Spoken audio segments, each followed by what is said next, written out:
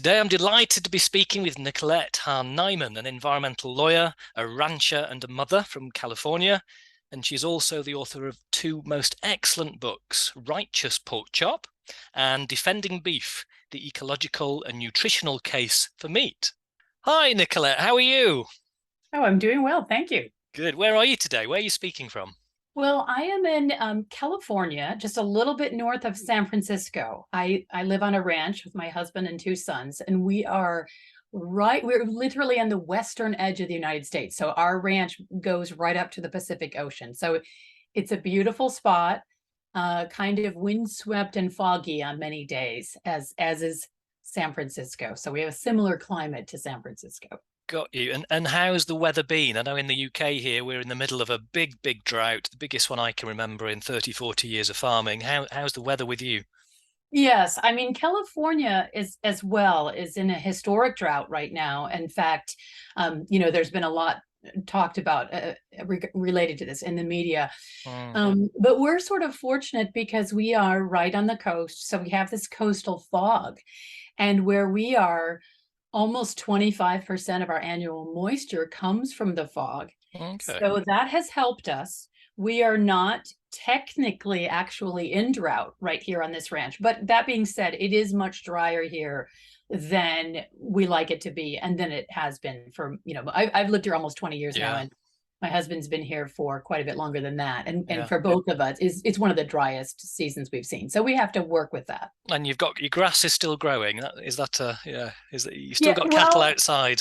yes. Oh, yes. Our cattle are outside all year round. We have we're one of just five places in the world that has this sort of Mediterranean climate Mm. in this part of California. So what it does is it's quite cool, although not super cold, but cool and rainy in the winter months, starting sort of November, December, January.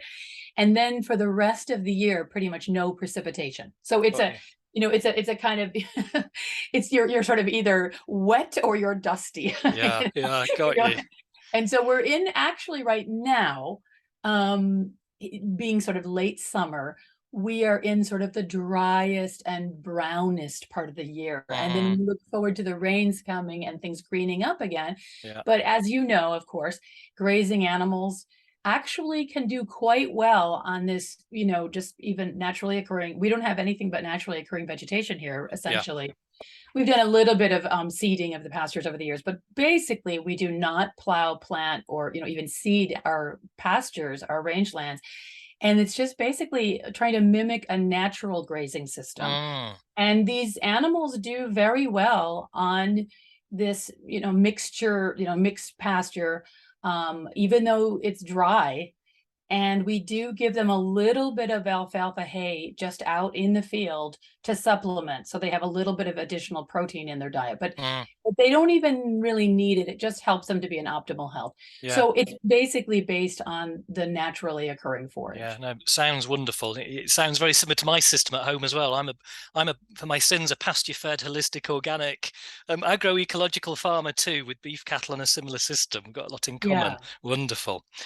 Brill. So just before we really get tucked into the pork chops and the beef, as a starter, can you tell us a little bit more about your background, your early whys, I guess, your personal Yeah. journey to becoming this Yes. wonderful advocate for a sustainable food system? Yeah, I have an unusual background, so I'm glad that you asked me, gave me a chance to talk about it a little bit. I just grew up in a, sort of a middle class family in the Midwestern United States, the state of Michigan, from a town called Kalamazoo. And my parents were both professors at the local university, Western Michigan University. And, I went to high school, went to college, I studied biology and in college. And then I went on to law school and with the intention of becoming a lawyer, which I did. I became a lawyer. But as I was working, I was a prosecuting attorney and then I worked for a law firm. I kept feeling like I wanted to be doing environmental advocacy. Mm. And I happened to attend a talk by Robert F. Kennedy Jr.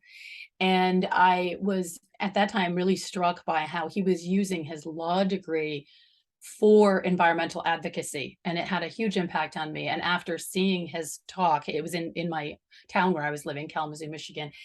And I applied to some environmental nonprofit organizations, and I began working as an environmental lawyer for the National Wildlife Federation, which is one of the biggest nonprofit environmental groups here in the United States. Mm. And it was there that I really began working as an environmental lawyer. And then I was actually hired by Bobby Kennedy Jr. a couple of years later to work for his organization. And there I started working, this was an organization, Kennedy's organization is one that is focused on protecting water quality. And Bobby approached me and said, I really want someone to work on industrial farming specifically and exclusively. And initially I thought, well, I don't, it doesn't sound too glamorous, because I knew it meant a lot of work around manure. Okay. And Yeah. I thought, I'm not sure I want to spend full time, working on manure. But I went and visited some communities where they had large industrial animal agricultural operations. And I was really struck by the crisis that the situation was in, both in terms of what it was doing to rural America and what it was doing for people and what it was doing for the animals. And so I decided I did want to do this work. And that's what I did for 2 years, working for this group called Waterkeeper. I focused on trying to reform the way animals were raised for food. Mm. Now, while I was a vegetarian at this point, I had been Yeah, since my interesting. freshman year in college, right? Yeah. And so the work actually sort of reinforced my feeling that, meat is problematic and this is great. I'm sort of working, against meat in a way, right? Yeah. Yeah. And then when I was doing this work, I also began visiting some really exemplary examples, really good farms. And a lot of them were part of this organization called the Niman Ranch Network, which was it was a network of smaller farms and ranches that were all grass-based and using, sort of really trying to allow the animals to have good lives and offering, sort of trying to be in harmony with nature. And they had a Mm. lot of different kinds of models, but that was the underlying philosophy. And then I met the founder of the group, Bill Niman, and eventually we ended up getting married. So vegetarian marries company founder, unusual partnership. But then I Yeah. ended up moving from New York, where I was living, to California, where he was living and had a ranch and a meat company. And then that began my journey into the world of actually being involved in ranching. And I remained a vegetarian for many years. In fact, today is our 19th wedding anniversary, coincidentally. And so, Congratulations. Sorry to thank bother you you. on your anniversary.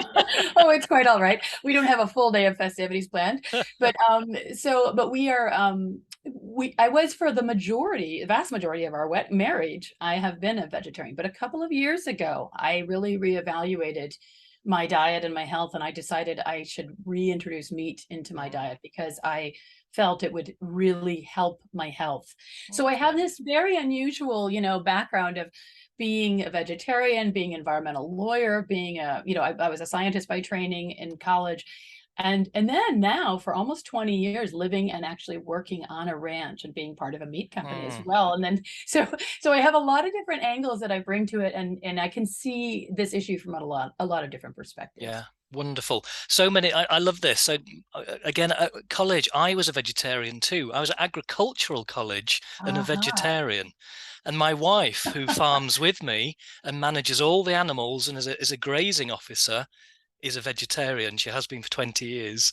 And I Oh, think, interesting. yeah. Wow. And I think That is this really highlights the complexity of this issue. It isn't a one-way black and white route to everyone must be vegetarian. And No, but I also think it's so important for all of us that are talking about food and thinking about agriculture to recognize the importance of individuals figuring out what works best for them in terms of their diets. yeah. And what upsets me about a lot of the advocacy around especially veganism these days is not that people are eating vegan diets themselves or even encouraging others to do so, but this idea that is constantly stated that we must all be vegan for either ethical or environmental reasons, Yeah. because I think that's just dead wrong.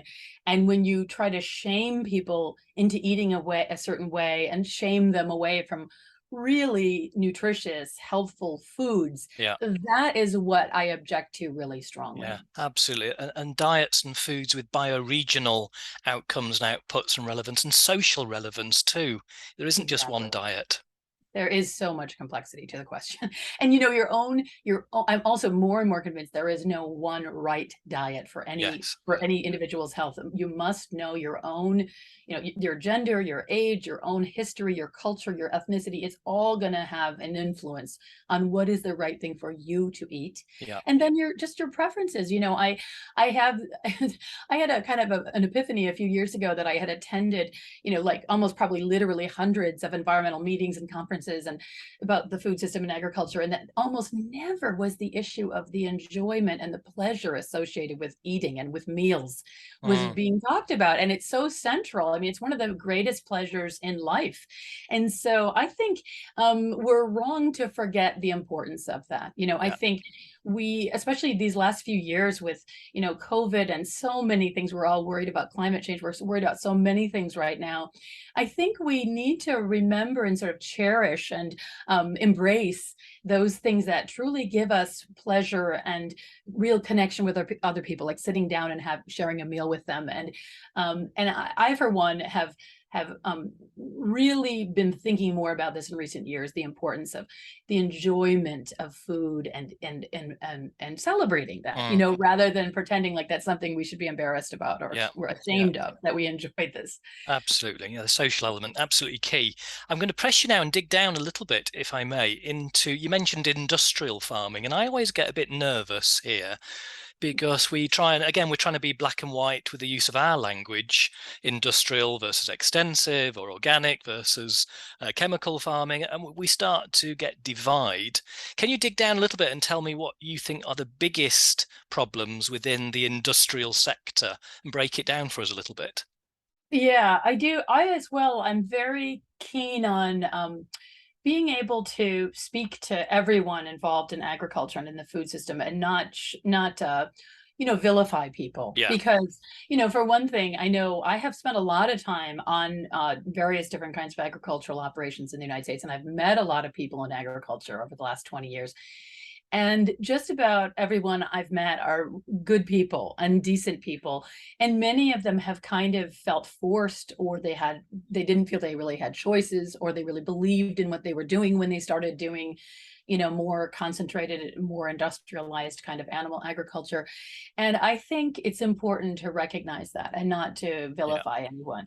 But Great. that being said, I think it's important to speak candidly about the systems, So for me, especially as an environmental lawyer who spent a lot of time really looking at this, it's very clear that animals have this unique role in that if they are well managed and they're part of more complex kind of agricultural systems, they are a net positive environmentally. And so you're producing a very nutrient rich food that is very wholesome and very delicious, as I was just saying.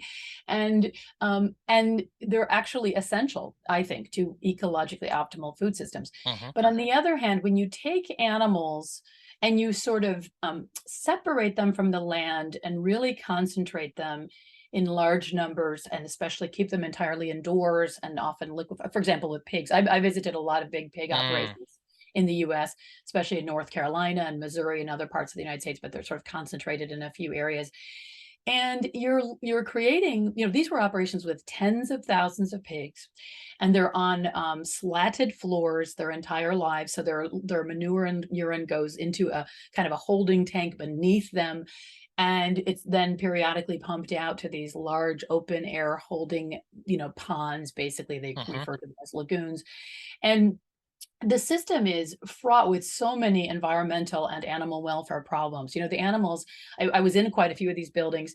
You could just look at these animals and see that there was no joy in their lives. In fact, Mm, I had kind of an epiphany at one point in time that I had been in quite a few of these big concentrated pig operations, and I'd seen pigs of all ages, and I had never seen any of them playing with each other. yeah. And then when I was on, some outdoor, sort of grass-based pig operations in Iowa, such as Paul Willis's farm in Iowa, he's part of the Niman Ranch network. And I was really struck by the parallel between his pigs and what you'd expect to see from puppies. They were Yeah. running around and playing, and they were rolling and falling down and chasing Yeah. each other. And I thought, holy Moses, because I had never seen pigs do that at any of these concentrated indoor, confinement operations that I'd visited. And of course, the manure on Paul Willis's farm was basically just being deposited in pasture, and he was rotating his pigs around. And then those fields would eventually become crop fields. And so he had a diversified, complex system where his pigs were playing the role similar to what wild animals would play in a natural ecosystem. Whereas at the big concentrated operations I had visited, the manure was collected, it was in huge liquefied, and it was in huge pools, as I mentioned. And so there were real problems with seepage into groundwater, as well as periodic spills into rivers and streams. And there was a huge problem with the compounds that were actually volatilizing into the air. So especially because it was liquefied, it made more of it go into the air. And there was a lot of research showing that that was problematic for the workers and for people living in the community. And even there was research from the USDA, our Department of Agriculture, showing that contaminants were being carried long distances, 100 miles or more in the air because of so much of it being volatilized into the air. And there was a lot of use of chemicals and pharmaceuticals as well, because the animals, due to being so concentrated, there was a lot more problem with disease transmission. And disease resistance. They were having a big problem with, especially in these concentrated operations, they had a lot of problems with the pigs having lung problems. Yeah. And the workers, up to 30% of the workers were being shown by some university research in Iowa that they would have pretty serious lung conditions because of the conditions. So to me, it's just very clear when you look at the impact of the people living there, working there, living nearby, and the water resources, just the entire natural environment. There are so many reasons why that concentrated system is not ecologically appropriate and is not appropriate from a public health or animal welfare perspective. And so I don't want to say these are bad people raising pigs like this, especially here in the US. There really was very little opportunity anywhere else. People kind of felt they had to do this. I've actually met with pig farmers, several of them, who had been reared on farms where they had outdoor pig operations, but they had gone into the confinement system because they were taught at university that this was the future of pig farming, and they believed it, and they totally bought into it, and they were basically told they had no other choice. But my message to that sector of agriculture is we all need to adapt and change. And when agriculture has gone down a path that isn't ecologically sustainable or is not appropriate in terms of animal welfare or food safety or any of these things, we need to change. So rather than vilifying people, I try to say, let's shift the industry. Yeah, absolutely. And do you think the CAFOs, the intensive nature, the scale, is very much a North American issue, or have you seen it across the globe?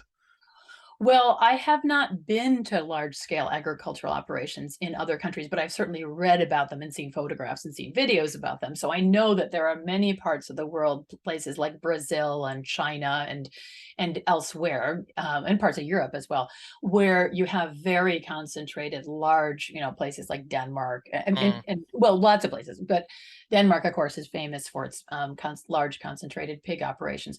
But it's, unfortunately, the system was kind of pioneered here in the U.S. Something we're not that proud of.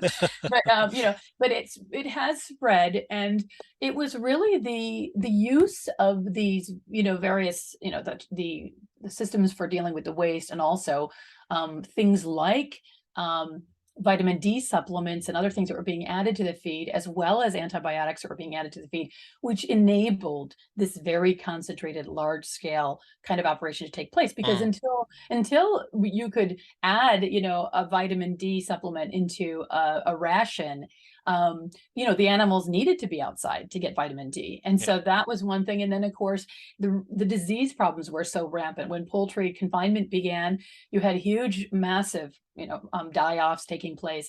and it was a very widespread problem. And they realized, well, we can't do this. And then they began to add antibiotics to the feed, and it kept the animals alive. Cyclical. And Yeah, so, yeah. these kinds of things enabled humans to do something they couldn't do before. But just because you can do it doesn't mean you should do it, right? Yeah, There's a good lot point. of Yeah, yeah, kind of unforeseen and downstream consequences yeah. from these industrial systems. So Okay.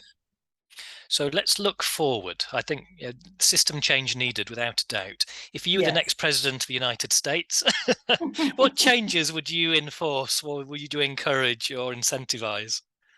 Well, I have to say that Biden has gotten a lot of bad press lately, but he's been doing some good things, and including in agriculture.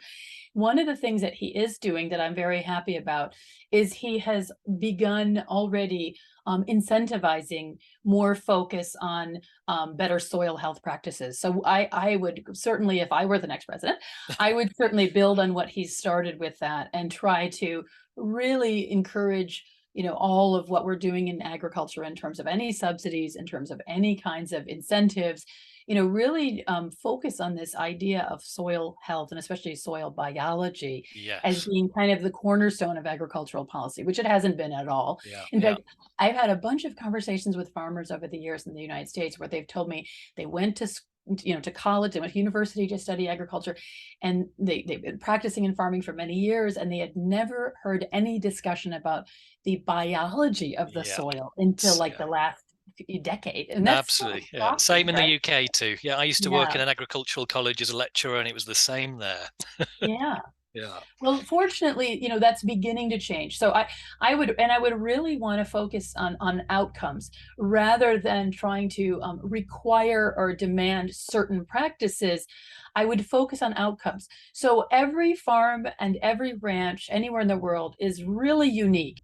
I've learned on our ranch that we have different conditions in terms of the wind and the temperature and the slope, the soil, everything, just from one part of the ranch to the other. And there are very different practices that we follow for these different areas. We manage very specifically. And I've learned more and more that that's true for kind of every farm or ranch.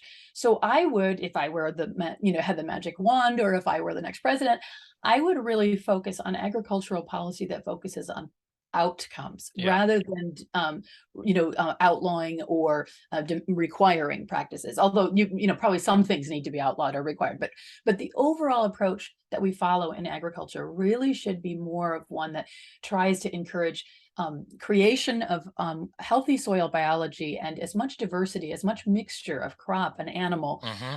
as much complexity, as much mirroring of nature as possible, trying to look at the farm as an ecosystem. Yeah. And that would be what I would be. That would be the words I would be using, and that would be the ideas I would be trying to Mm. foster. And unfortunately, that really has not been what's been done for the Okay. last. Well, it sounds good, and I'm right behind you. And I'll vote for you, Nicolette. I'm with you. Oh, good. I've got one vote. Then, well, I think my husband would vote for me We're too, but underway. I Yeah. have two votes. Can we? um, the elephant in the room. Let's turn to cattle. Public Yeah. enemy number one, right? All that Yes. methane, all that burping, the pollution of water, the destroying of habitats, the overgrazing. How can and how do you defend beef in your book? Well, I should start by saying that, given this background I have with being a vegetarian and a biology major and a environmental lawyer, I had many years of thinking that cattle were very problematic as well. That was sort of just an assumption that was everywhere in the environmental community that I was involved in.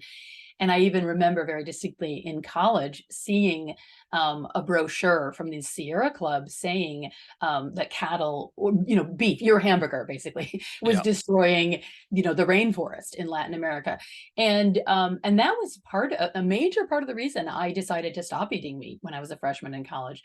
And it's something that I have completely unraveled. All of that thinking that I had built up over years has completely unwound in the last 20 years as I've really studied it and visited a lot of places and lived on our own ranch. Because increasingly, what I have realized is that where you have well-managed animals, and the cattle are unique because they're large and they're grazing animals. So there are two things about them that give them a unique ability to benefit the land. and that really other animals don't even provide. So they have, I love the term the Savory Institute uses, animal impact. They have this animal impact on the land by with their hooves and their grazing mouths and their digestive tract and their urine and their feces.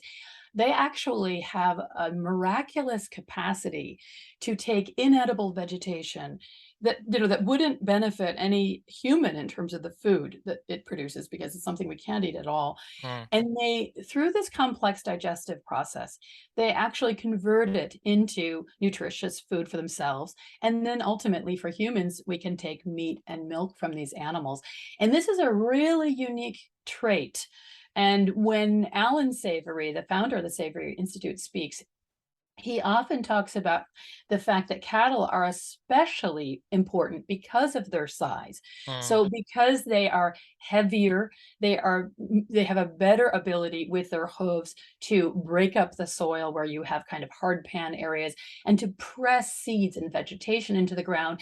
And because they're large animals, they actually process more vegetation in this way and produce very important, not just fertility in terms of the the nitrogen and the phosphorus and the potassium that's contained in their manure, but actually the healthy biology that exists in the manure that really triggers the soil biology and the diversity of the soil, which is the cornerstone of a whole a sustainable food system.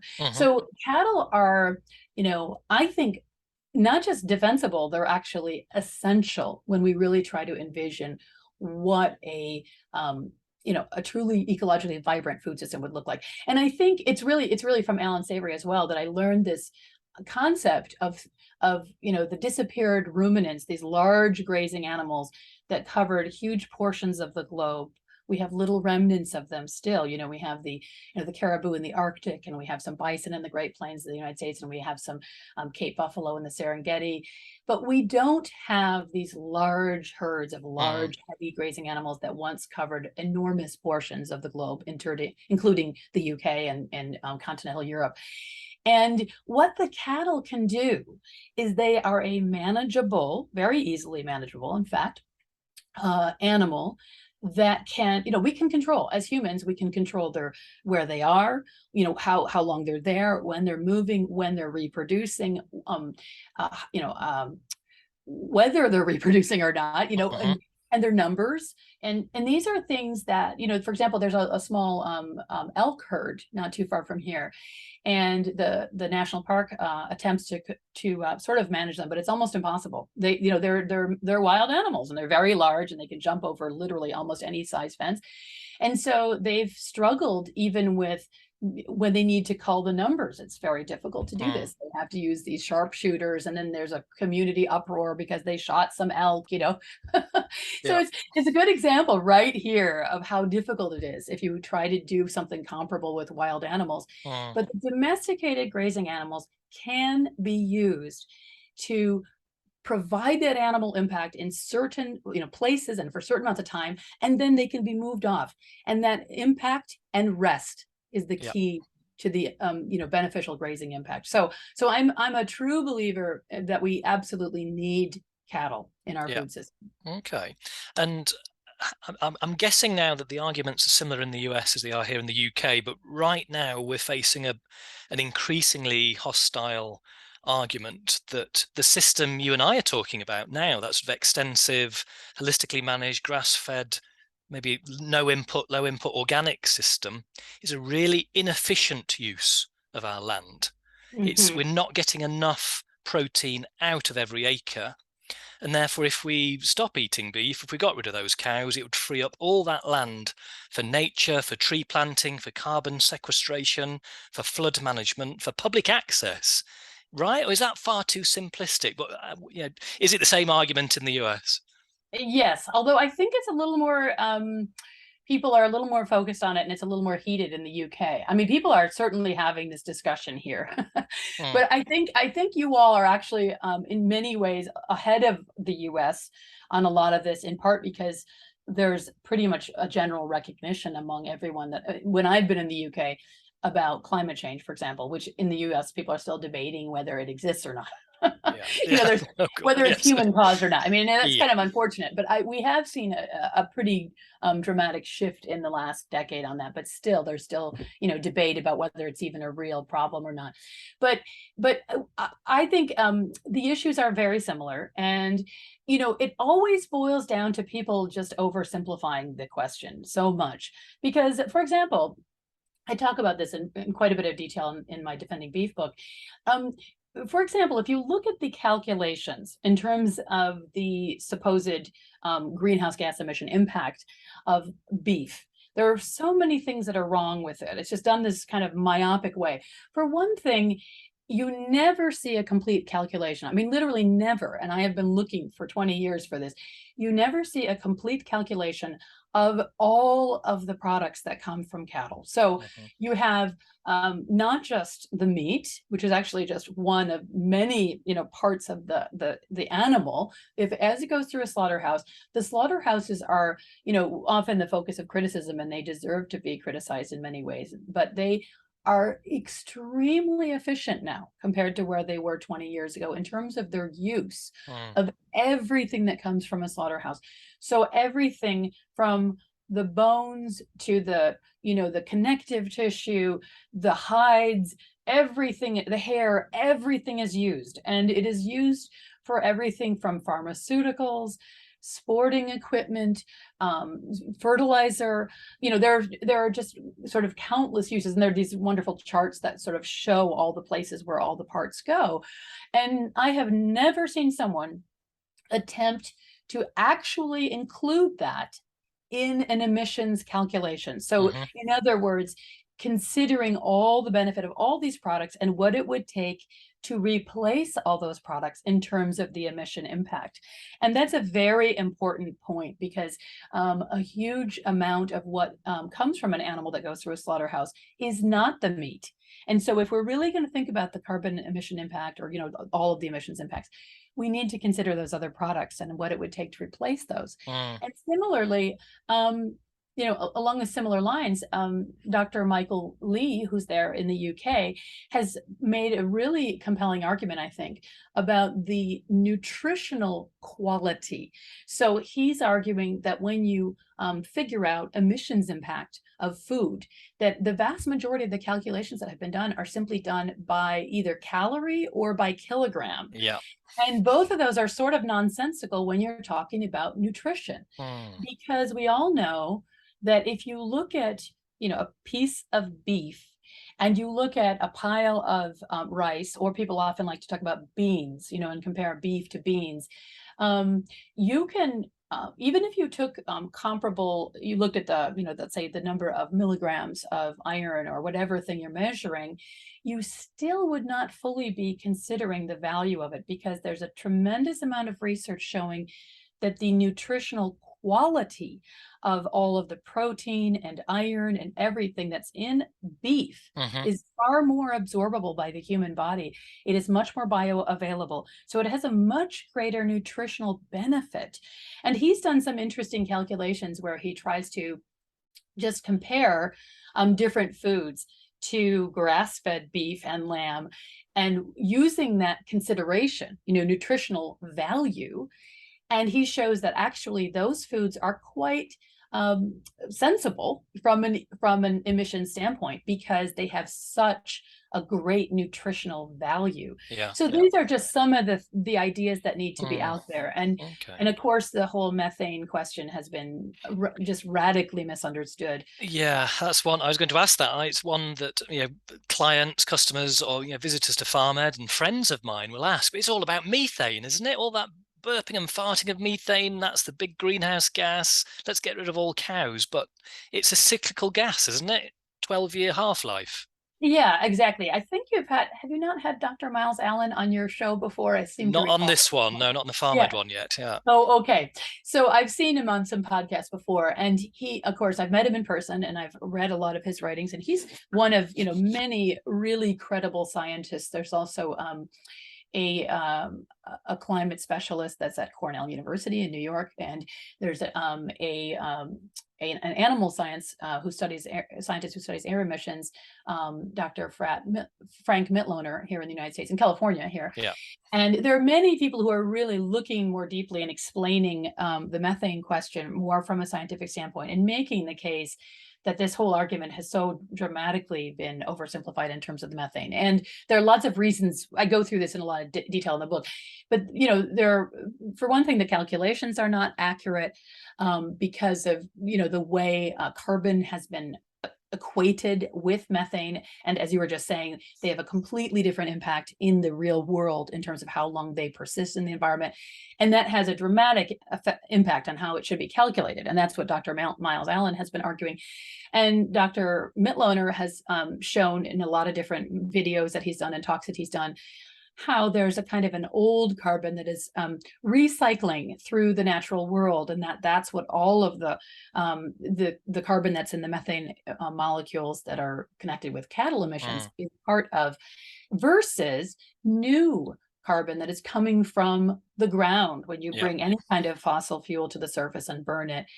And then there's this whole line of research that's been coming out just in the last year, even more since my book was published, that is showing week after week, new reports are showing enormous quantities of methane that had not been reported or counted in any of these tabulations about global methane from the fossil fuel industry. And in fact, the Washington Post did a series of articles about different methane leaks around the world that were not reported, and in fact even denied. Like Russia had this huge methane leak, which was shown very clearly in a bunch of satellite data, and they said it doesn't exist. Not surprisingly coming from Russia. But so there's just a tremendous amount of sort of lack of information and misattribution. Dr. Haworth, who I was talking about from Cornell, he's actually argued that the vast majority of the methane in the United States that has been attributed to cattle is actually from the fossil fuel industry.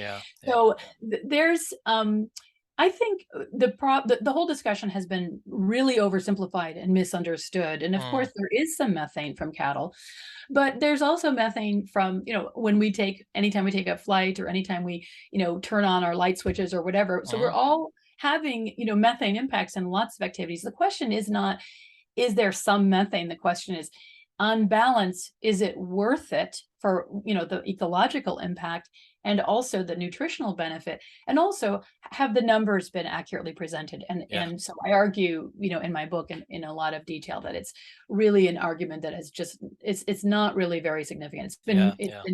It's a red herring, basically. Yes, and that debate is developing pace. And Miles Allen, again, global warming potential. I think there's going to be new ways of measuring that methane. Exactly. But it's interesting because actually, if we did get rid of all cattle tomorrow, methane levels would drop quite quickly. We'd save I think someone said 0.6 degrees of warming, but only for 12 years. By the time fossil fuels catch up again, we'll be back to square one very quickly. So it's just a sticking plaster. Never mind all the other issues. It's a distraction again. It is, and there's this whole question of, how are you going to replace that high quality nutrition that comes from that food? Because you have to produce that food somehow, and there really isn't anything that is equal to. And this is something that I think a lot of the people that are focusing on the nutritional side of the food issue so much more are really highlighting really well, and showing that, if we have all these kind of very off the cuff kind of conversations about eliminating animals in the food system, and then we don't really look at, well, what would we do to replace that nutritional quality that we would eliminate? And there is no good answer, because animal-based foods, humans began eating meat, we now believe, the scientific consensus is that around 3 million years ago, the ancestors of humans began to eat meat. And so for 3 million years, our bodies, our physiology has evolved with that as a primary source of nourishment. And so we're literally built to eat meat. Now, again, I don't, believe that any individual should be, shamed into feeling they need to eat meat. But we need to understand that that's a scientific fact. And Hmm. so if you choose not to eat that food, that's your choice. Yeah. But we need to understand when we have these conversations that we're taking away something that is absolutely, I believe, more and more so, I believe, essential to truly vibrant long-term health. Unless you are eating a lot of dairy and eggs, you can probably do okay. Mm. But you're really, especially if you were to talk about a vegan diet and take all of those foods off the table, you would be creating, in my view, a catastrophic public health crisis over the long term. Yeah. Okay. So meat in crucial role in the diet, but would you agree with the less but better meat message, or is that too simplistic as well? That is an interesting question. So I wrote a book, let's see, about 14 years ago now. My first book, it was called Righteous Pork Chop. And it was making the argument, I documented a lot of my own learning and my own experiences visiting a lot of these concentrated animal operations that we were talking about before, and how I saw firsthand and learned about, sort of the industrialization of animal agriculture and why this had happened and what the impacts of that were.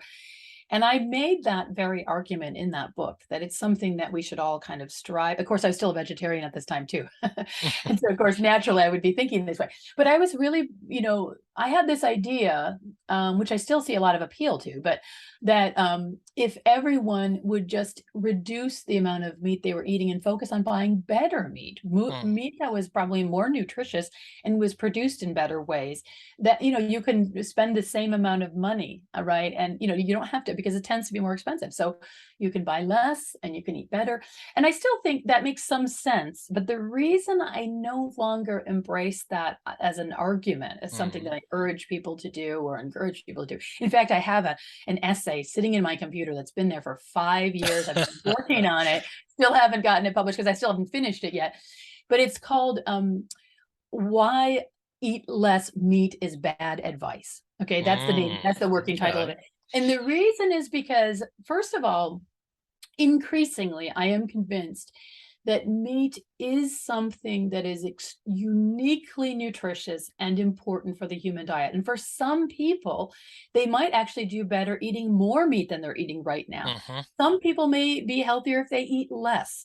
But so, for one thing, I really don't like this blanket advice encouraging everyone to reduce their meat, because it may Yeah. not be the right thing for some people. Yeah. But Yeah. then, secondly, I've become more and more convinced that animals are invaluable in an ecologically vibrant food system, one that's complex and diverse and has, animals in lots of different places doing different things and used in different ways on a farm or ranch. And so I don't like this idea that we're all kind of buying into this idea that, well, we know that animals are inherently negative and we should do less of it, but Mm. we can't give up our hamburgers yet, so we won't say get away, do away with it, we'll just say less. Yeah. And I don't like this idea that we're all sort of buying into that it's not good to have animals in our diet or Mm.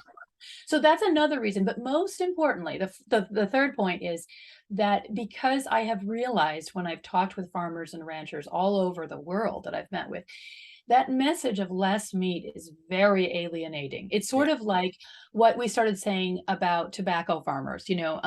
We know cigarettes are bad. We know we have to get rid of them over time, and farmers shouldn't even be growing this. And I agree with that about Mm. tobacco, right?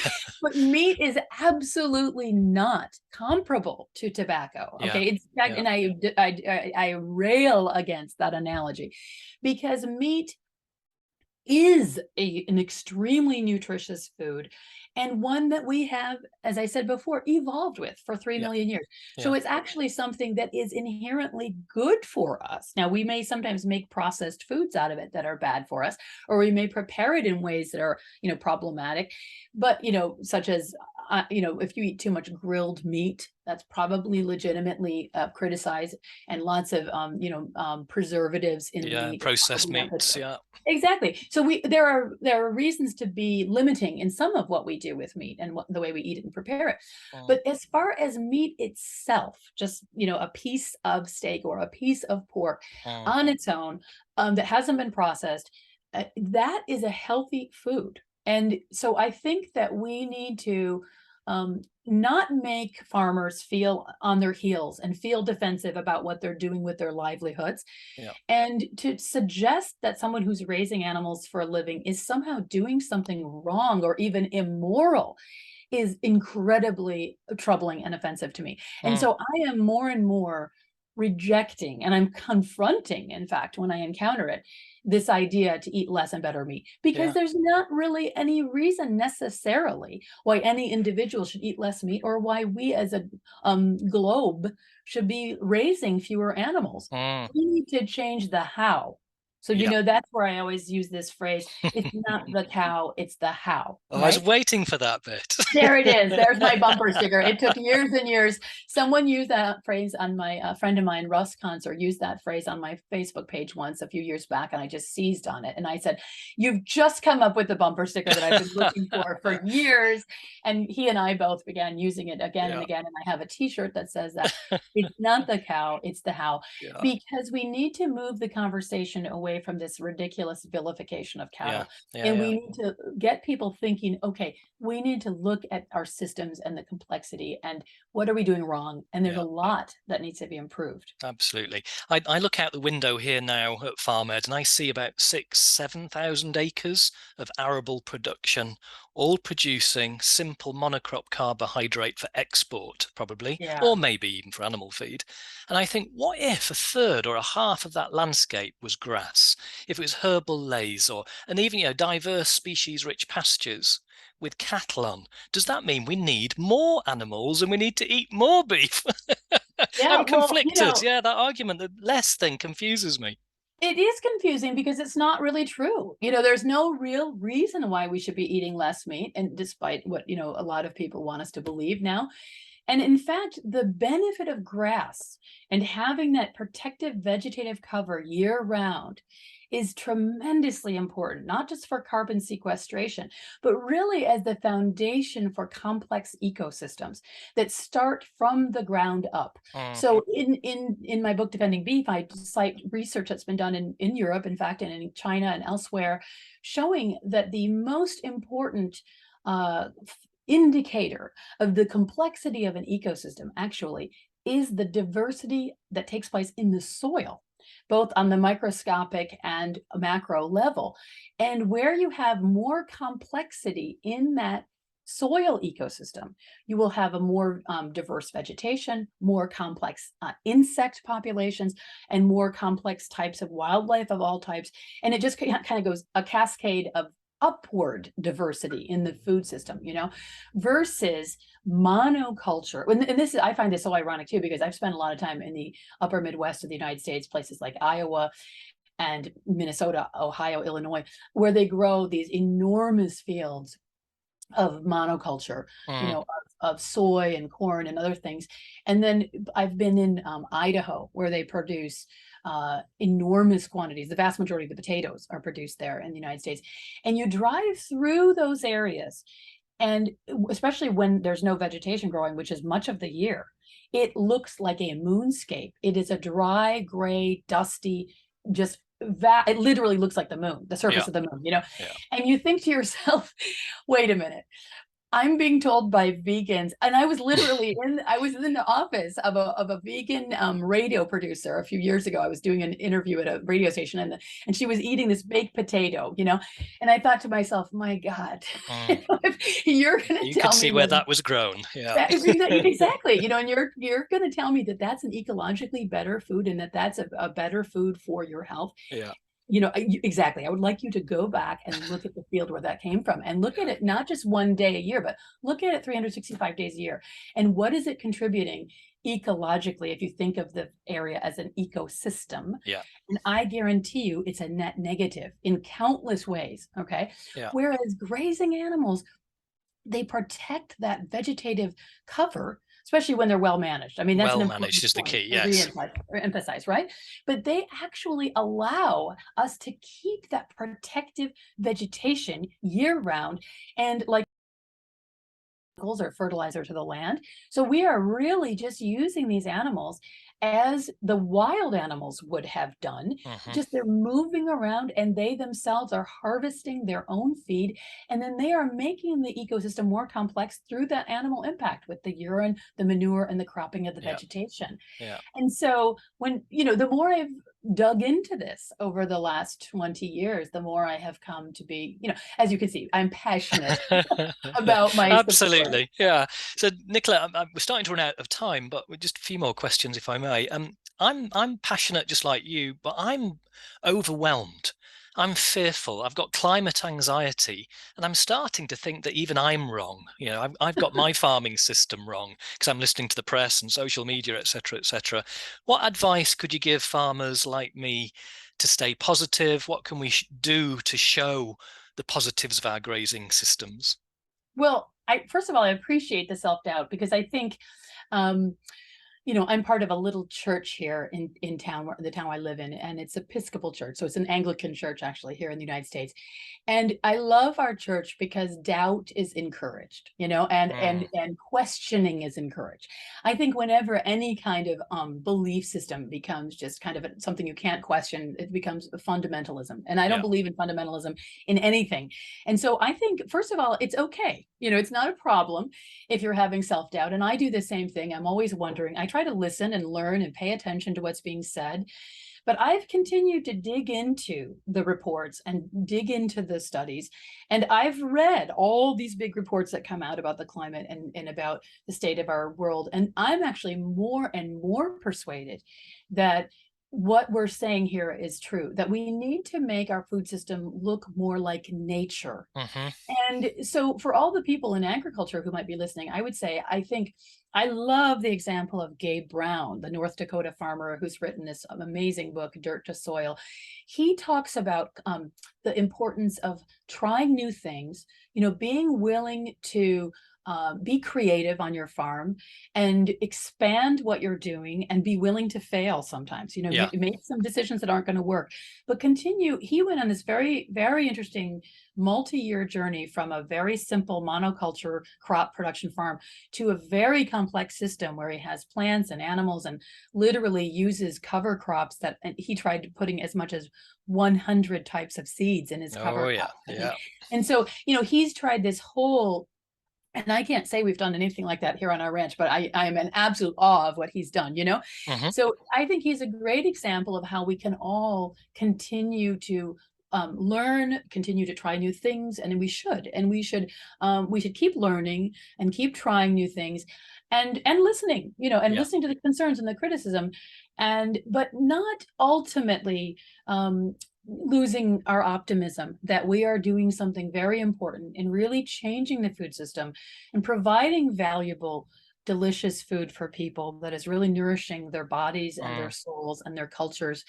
And we need to, be open and listen, but we also need to keep the faith, because I really believe that the healthy, nutrient-rich foods that farmers in the United States and in the UK are creating on farms with animals is absolutely essential for human health and for our culture. And so we should listen to the concerns, but we should not lose the faith. Yeah, okay, I will try. For sure.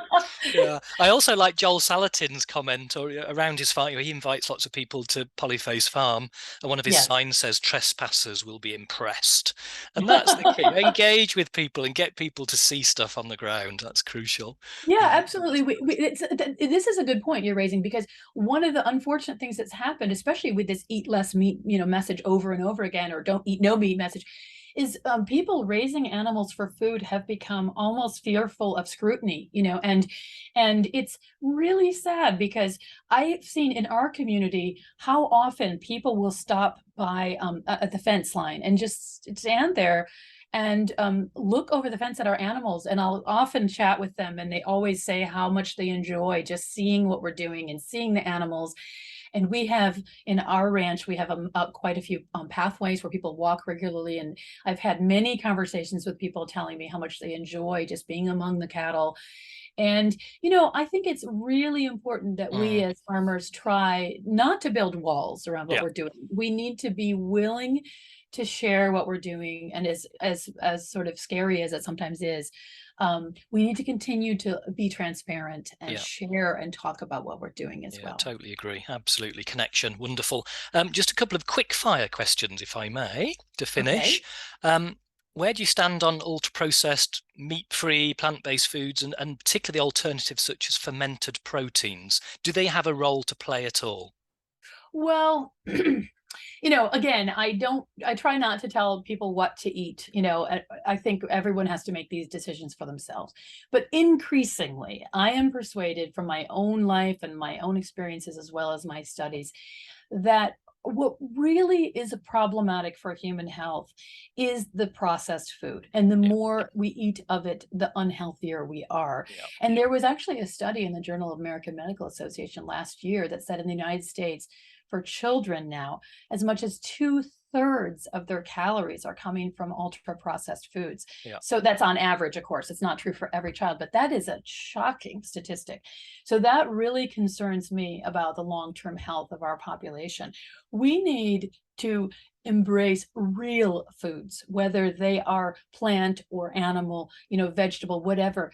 And so I think if people want to not eat meat, that's their decision and that's fine for them. But I would encourage people to avoid processed foods, whether that's, faux meat or anything else. Yeah. So I guess, again, I'm with you. And how do consumers find that unprocessed, wholesome food? Is it easy to find, to access? And how do we take more responsibility in our kitchens? Yeah, well, I think that's exactly what I think. We need to have more knowledge. And I don't know if this is true in the UK, but in the US, we used to have what they called home economics that you had in every school. And you were actually taught how to cook. And I learned, I was fortunate, I would learn from my mother how to cook from a very young age. But a lot of people don't get that. So at least the school would provide you with some of the basics. And that was removed from the schools, years ago in most schools. And we are seeing a reintroduction of teaching people how to cook, both at the community level and in schools. And I think that's really important. It isn't that hard. We kind of have this ignorance that has developed because there hasn't been, there's almost a whole generation where they weren't really doing that much cooking in their household, where they weren't being taught it. But I'm encouraged by the young people that I've interacted with, people in their 20s, and even my son's age, he's 13, his peers. They're much more interested in food, and they're much more interested in creating good food. And they're really, that's not to say they don't eat junk food. They love, Doritos. Of course. Sadly, they love that stuff. But still, there's this much greater appreciation of this idea that, cooking is interesting and fun. And my son it's not just him though, it's his peers as well. They're interested in learning how to cook. So I think we need to do more of that. We need to encourage that. We need to make that possible. And for each of us, just begin taking small steps towards trying to do less of, buying something that's already made for you, and just try making things yourself and simple, good ingredients and simple meals. Yeah. Wonderful. I totally agree. Well, thank you. One last question. What's next for you? And are we going to see you in the UK soon? Yes, I'm very excited about coming to the UK soon. And so I'm very excited to be coming to FarmED specifically. And I am also going to be in London and in Wales at the food festival at Abergavenny, which I now know how to pronounce. I was saying, I won't even tell you how embarrassing it is, how I was originally pronouncing it. And I'm going to Norway right after too. So I'll be doing sort of defending beef conversations and talks in a lot of places coming up very soon in September. So I'm excited about that. Wonderful. We can't wait to host you and show you around a little bit, and it'd be fab. Nicolette, thank you. Thank you for your time, your passion. Thank you. Thank you for helping us all understand this hot, complex, and important topic. And thank you for, it's not the cow, but the how, because we all use it. Yes, it's a good one. Okay. Thank you very much. Thank you. See you soon. Bye-bye. Bye-bye. Thank you all for listening. That was Nicolette Hahn Niman. Defending Beef, the Ecological and Nutritional Case for Meat, is published by Chelsea Green. The second edition, which is revised and expanded, is out now, and I promise you it's really worth a read or a listen. Do grab a copy. And of course, as Nicolette just said, she is in the UK, and she'll be at FarmED on the 16th of September this year. There'll be a talk, there'll be a book signing, you can chat to Nicolette, and then we're going to celebrate with a beefy meal in the FarmED kitchen and a farm walk if you want to too. So check out our website, book in, come and see us. It'd be great to see you. Thanks all. Bye-bye.